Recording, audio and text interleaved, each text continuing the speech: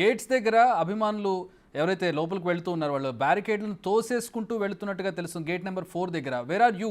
మీ gate number ఎంత? మీరు ఎక్కడున్నారు?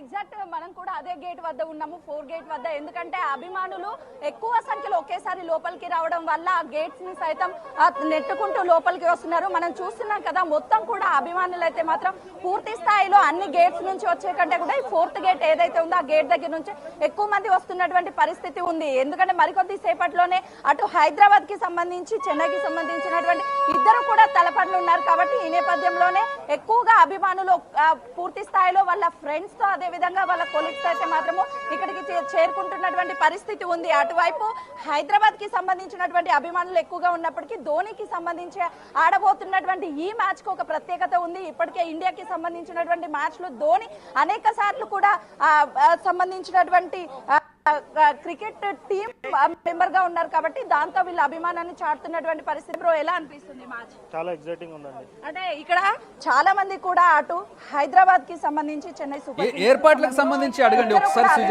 సుజాత ఒకసారి ఏర్పాట్లకు సంబంధించి లోపలికి పంపించే ఫస్ట్ ఇక్కడ ఏర్పాట్లు ఏ విధంగా ఉన్నాయి? ఏర్పాట్లు ఏ విధంగా? చాలా బాగున్నాయండి. కానీ హైదరాబాద్ ఫ్యాన్స్ తక్కువ ఉండడం కొంచెం బాధాకరంగా ఉంది. కానీ ఓకే, మేమే గెలుస్తాం. అంటే ఏర్పాట్లు ఏ విధంగా ఉన్నాయి? లోపలికి వెళ్ళేటప్పుడు కానీ లేకపోతే గేట్స్ దగ్గర కానీ టికెట్స్ దగ్గర కానీ? చాలా బాగున్నాయి. మ్యాచ్ మందే. ఇంకా క్యూలోకి ఎంటర్ కాలేదన్న. అంటే టాస్ ఫస్ట్ ఎవరిదైతే బాగుంటుంది? టాస్ మనమే గెలుస్తాం. 277 లేపేస్తాం. చెప్పండి మేడం. హైదరాబాద్ సిఎస్ఏ కంపల్సరీ ఓడిపోతుంది. హైదరాబాద్ నెగ్గుతుంది. మొన్న ఏ విధంగా అయితే ముంబై మీద టార్గెట్ చేసిర్రో 277, అంతకనే భారత లక్ష్యం వాళ్ళ ముందుంచుతారని మేము కోరుకుంటున్నాం. హైదరాబాద్ గెలుస్తుంది 100% హైదరాబాద్.